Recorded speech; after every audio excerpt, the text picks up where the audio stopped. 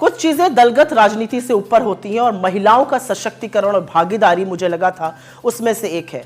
मैं आज इस देश की एक महिला होने के नाते बोलना चाहती हूं, एक वो महिला जो नौकरी करती थी और फिर लगा कि सार्वजनिक जीवन में बदलाव का सबसे सशक्त माध्यम है राजनीति से जुड़ जाना।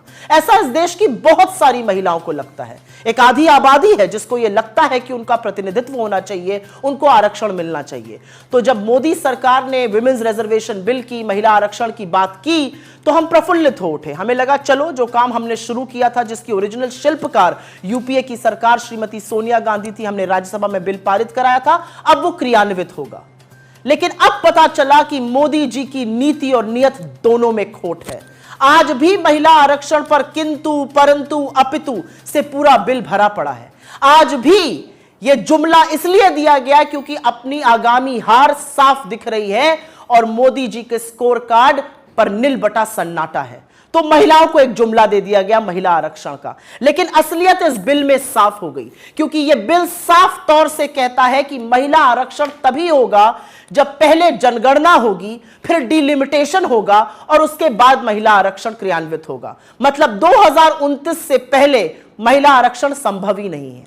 जिन लोगों को लग रहा था कि 2024 में 10 साल सत्ता चलाने के बाद मोदी जी एक काम तो अच्छा कर जाएंगे, उनको भी ठग लिया मोदी जी ने। आज इस देश की महिलाएं अपने आप को ठगा महसूस कर रही हैं, क्योंकि डिलिमिटेशन, जनगणना होते होते 2029 तक ही यह संभव हो पाएगा।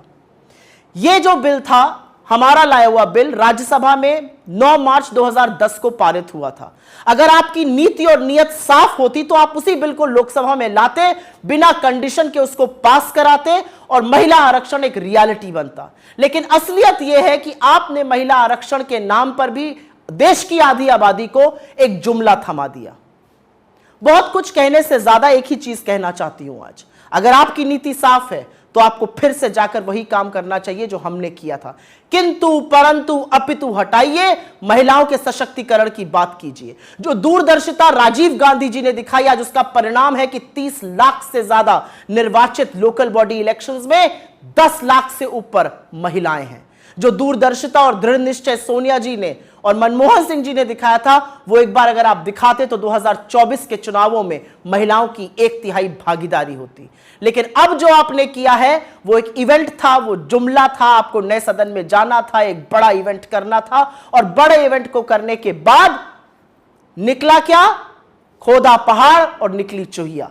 खोदा पहाड़ और पता चला 2024 में नहीं, ये तो 2029 में शायद संभव हो पाएगा। अगर आप चाहते तो आप जनगणना 2020 से 23 के बीच में करा सकते थे। चैनल को like, comment, share and subscribe.